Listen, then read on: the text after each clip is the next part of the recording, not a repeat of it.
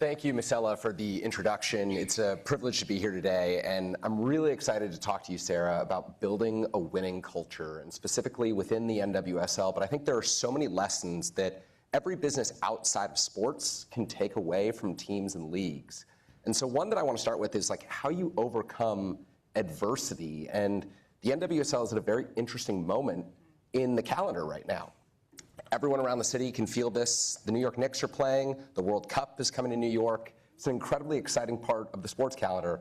But the NWSL has hit pause for the month, not playing games because there aren't enough facilities around the United States to keep these games going. But instead of saying, we're going to take a back seat to men's soccer, the NWSL has embraced this moment. I'd love for you to tell us the story behind that and how this Summer of Soccer campaign was launched. I like how you framed it in terms of adversity. And, I'll be honest, when we started to look at the World Cup footprint and realize how many of our stadiums would be offline and unavailable to us, and for context, FIFA doesn't just take them offline for like the couple days around the match. They take them offline for weeks, if not months, to grow specialized sod, to protect the surfaces. So we were looking at a really challenging season. And I think you can take one of those moments and, as you said, say, I guess we'll just have to deal with what's handed us, which, by the way, is how a lot of women's sports has had to operate historically. Like, we'll take the venues on the days that the men's team aren't using them, or you think back to the WNBA playing in high school gyms. Or you can say, how do we use this catalytic moment of momentum when all eyes are going to be on the sport of soccer to help all of those net new fans understand that after the World Cup, if they want access to the best soccer in the world, there's a home for them in the NWSL. But we also recognize that you can't counter-program the biggest sporting event in the world. So we tried to be very intentional about saying, how do you ride the waves of momentum instead of going upstream? And we created this campaign called Summer of Soccer. It will kick off on June 26th with our Challenge Cup, which is last year's Shield winner, meaning the best record, and last year's championship winner. So it's a big game with two great teams, Gotham and Kansas City. And we intentionally put it in a market that didn't have World Cup. So we're going to be hosting it in Columbus, Ohio. Our thesis there was there's going to be energy and demand for world-class soccer, but there aren't games in this market. So in that case, we took a look at the landscape and picked our bet in order to be in a place where we thought we could be successful. Another scenario, though, we had to deal with is that we have a team right here in New York City area, Gotham, and they needed to start playing games after July 4th. So we are resuming our season around July 4th weekend as we hit the knockout stage because fields come back online. But you literally have Gotham playing in a market that's going to be the host of the World Cup final, and they have a game that week. So instead of saying, how do we counter-program, they got very creative and decided to host a game at Citi Field. It's actually the first time that Gotham has ever played in New York City proper. They typically play at Red Bull, now Sports Illustrated Stadium in Harrison, New Jersey. They know there's going to be a lot of people coming to the New York metro area to watch that final. They said, let's actually go in a different direction. We're going to play in an iconic baseball stadium. We're going to convert the field. We're going to translate that energy, and we're going to give people something to do on a Wednesday night. I think there are two interesting and different directions, and what we're doing now is connecting the dots between those events plus men's World Cup games through an actual literal tour bus and a Summer of Soccer road trip that's going to take our players, creators, execs to different markets around the country and pull the thread together around how all of these events connect to one another. So I loved your setup because I think it is an example of where we took the hand that we were given and actually tried to come up with something really creative in response. Well, you just mentioned creators, and the NWSL is different from so many other professional sports leagues in the way that it's embraced storytelling and the way that it's enabled creators who are up and coming to get in on the storytelling, to be on the sidelines of NWSL games. You've embraced this kind of market that traditional sports leagues haven't. Tell us why you did that. I think what's interesting about the world that we are living in. So the NWSL is 14 years old, but in many ways we're kind of 4 years old. There was a really transformative and frankly challenging period that happened to our league around 2020, 2021 with the Yates investigation. And on the heels of that, as we've been rebuilding the league, we have to do things differently. We have to be creative about the partners that we bring on board. We have to be creative about the stories that we tell because we're not 100 years old like the NFL. We also don't have a media rights deal the size of the NFL's, and so we have to work with our resources and the revenue that we have available to us. And we also recognize the audience that we want to reach isn't necessarily just turning on CBS to watch a 90-minute game, start to finish.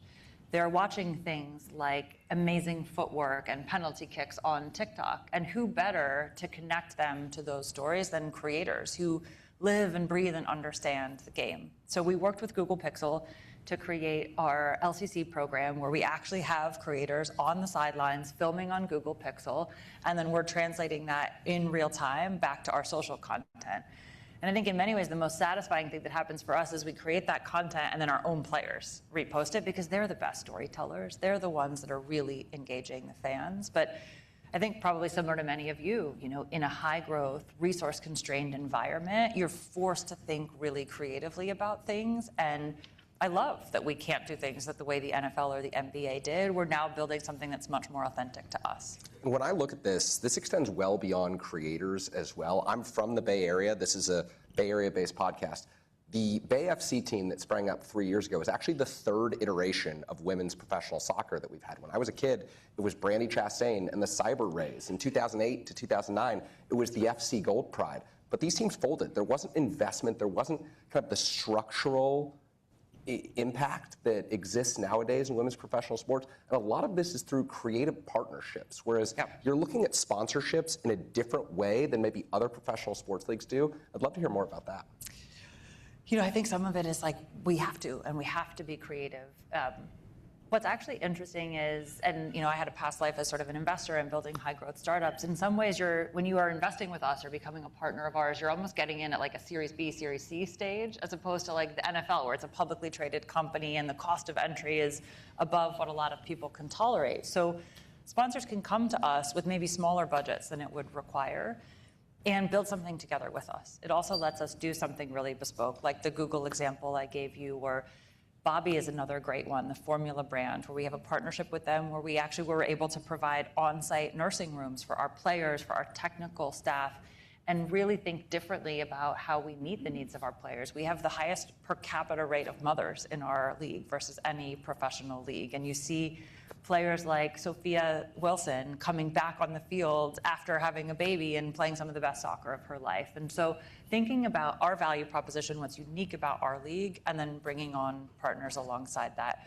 I also can't help but hit on your points around Bay FC. I think what has been interesting is there's been so much momentum for the sport of soccer and women's soccer in this country since the 99ers. And I don't think the infrastructure was always there to capitalize on that momentum and build something scalable. But with partners like Sixth Street in the Bay Area, with the founding four who had this vision around it, including Brandy, to bring a women's professional team back to the Bay Area, like they are making the moves necessary to ensure that the infrastructure is there. They've announced a training facility on Treasure Island. They hosted a game at Oracle last year in addition to helping us bring championship to PayPal. And so I think you're seeing people who are really showing up and making the investments necessary to achieve the level of scale that we've always known is possible. To build off of that, you joined the NWSL in 2024. And I think at the time, the phrase that I heard a lot around women's sports was, let's make sure this isn't just a moment, this is a movement. And to make this happen, you're coming in from a background that's maybe not traditional to a professional sports league. And I think a lot of people in this room have probably experienced something different. We talked about building a portfolio career earlier in the day where you're jumping from company to company or industry to industry. What did coming from a different industry, you worked with Bumble, you worked with another company as well as a CEO of a weight loss company. What did that experience teach you about coming in and being able to ask questions?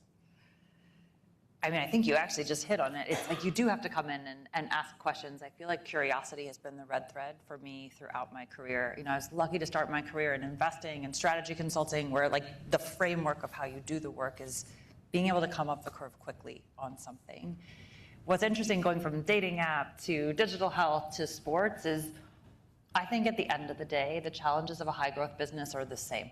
It's people and strategic focus. You've got to have the right folks at the right moment in time for a business, and you've got to be focused on the right things. And importantly, not too many things. I think that is a theme that I have seen throughout my career is a lot of the best companies die by gluttony, not starvation. It's that they try to take too much on and they don't give themselves permission to narrow the focus to the 2 to 3 to 4 things that are actually going to be needle movers. And I think coming from a bunch of environments where, frankly, you had to raise capital, you had to use other people's money, inherently the resources are scarce, so you have to have that focus and prioritization. And I think that's been something important that I've been able to bring to NWSL. I think what's fun about this moment in sports, frankly, is that we are inviting a lot of talent in from the outside. And so you have a combination of the legacy folks who have built the foundation that we are all privileged to be able to build on top of, and fresh perspective and people like me who aren't afraid to ask dumb questions because I'm newer to the space, that I think makes us all better. So the NWSL League office, 100 people, including yourself at the executive level, 500 players around the league who are also part of the NWSL. When you extend that beyond to the teams, you're looking at about 1,500 employees associated with the NWSL. When you join in 2024, it's kind of a rocket ship. Everyone is hopping on the women's sports movement, as we mentioned. How do you build trust with that scale of people who see that you're coming into this role with this non-traditional background? What do you do to ensure that people hear you, see you, and believe in your message? I think a foundation of trust is probably the most essential component of leadership. And it's a continuous practice. It's not something you do just in your first 90 days or when you're doing your listening tour. It is like the day in and day out routine behavior. It's being able to name when things aren't going as planned. It's showing up authentically and with empathy. It's being curious and being willing to ask questions. And I think what's interesting in our world, and I know there's applicability elsewhere, is every stakeholder and the way you build trust with them is different. I'll give one example. We spent a lot of time investing in player trust post the Yates investigation, which was absolutely necessary. We are really committed to doing things like survey work to pulse check that. And we saw our player trust scores going through the roof, and we were all delighted and really happy that the transformational work we had done to rebuild players' trust had gotten us there. And we noticed on our survey that our technical staff, meaning coaches, high performance, assistant coaches, goalkeeper coaches, were starting to see a downward trend where they felt like the league had so much support in the players that sometimes they couldn't show up as coaches in a way that felt authentic to their coaching style. They couldn't coach hard. They couldn't give direct feedback because they were afraid. Now, I want to be very clear that what we experienced with the Yates report, will not happen again, and we are all very committed to that. And we equally need to make sure that technical staff and coaches feel safe and supported and like they can do the job that they were hired to do. So I think what's interesting is that there's an ecosystem approach to trust. And it's not just about getting it right for one stakeholder group. It's about being very intentional in listening and doing survey work and having ears on the ground to get the feedback from all levels that you need so that you're not over-indexing on one group at the expense of another when you actually need the ecosystem to feel that level of trust. You talk about people feeling empowered to do the job that they were hired to do. When you're working in a league that's scaling up and its visibility is growing, I think there's this natural instinct for an employee to say, okay, I want to scale up. I want my title to look different. I want to be a part of this growth, but at the same time, every workplace needs team players. Every workplace needs people who understand their roles and are committed to the goals of the business. How do you get buy-in at that level, knowing that, hey, it may not take, your growth may not look the same as someone else. Your growth may be non-linear. How do you get the buy-in from maybe lower level employees who care just as deeply about the mission of the NWSL as you do? Oh, that's a great question. And what's funny is before I came to sports, I used sports, specifically soccer metaphors, all over the place in leadership, and now they really apply. So I would share a couple leadership principles there. One is beehive soccer, which is like if you ever had a 4-year-old and watched one of their soccer games, like everybody is running after the ball.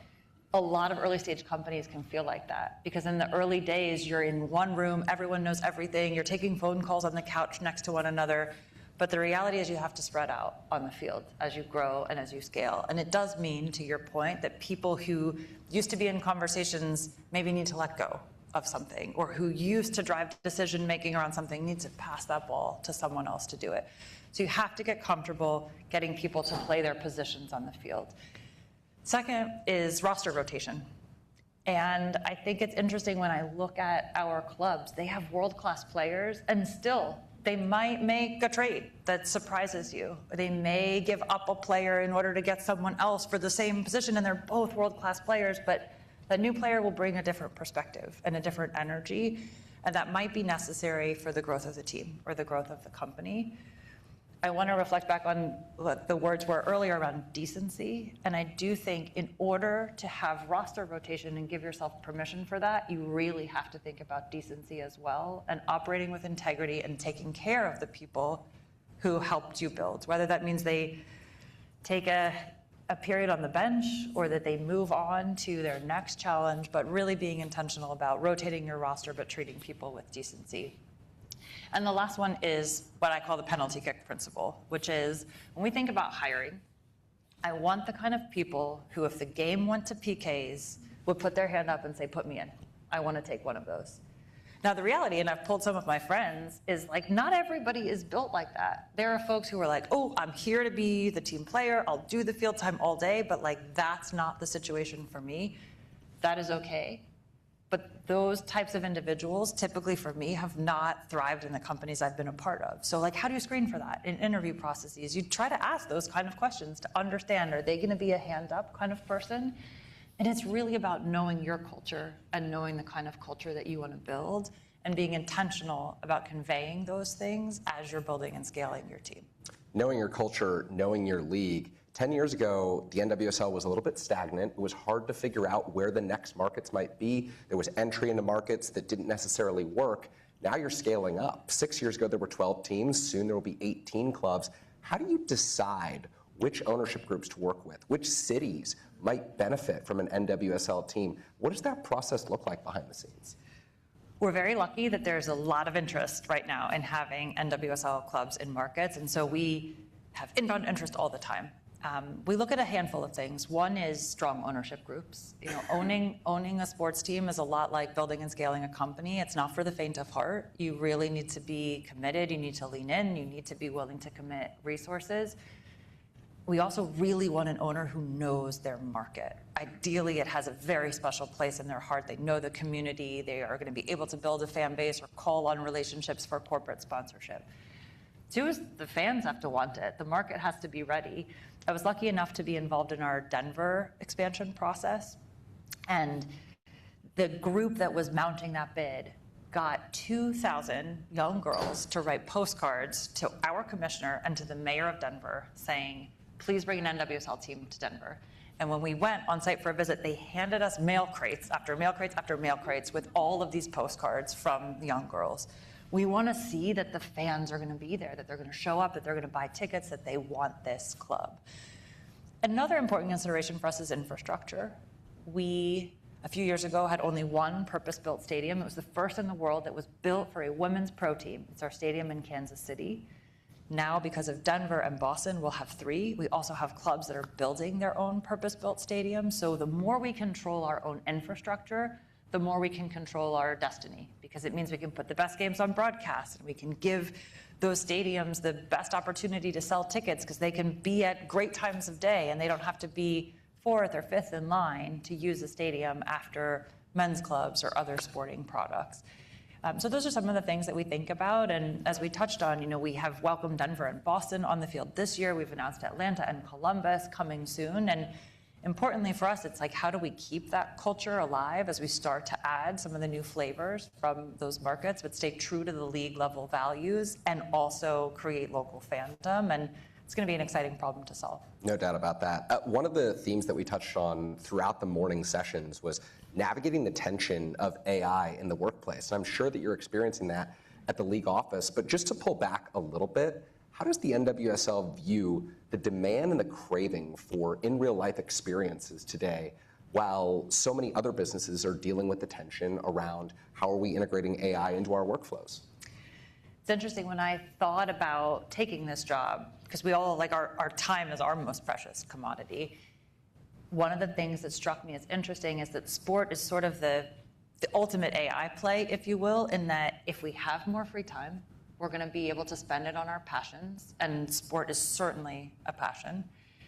And there ultimately is no substitute for the highest level of human performance. So when I think of industries that are going to benefit from the AI transformation, sport really stood out for me, and it was something that got me excited about this opportunity.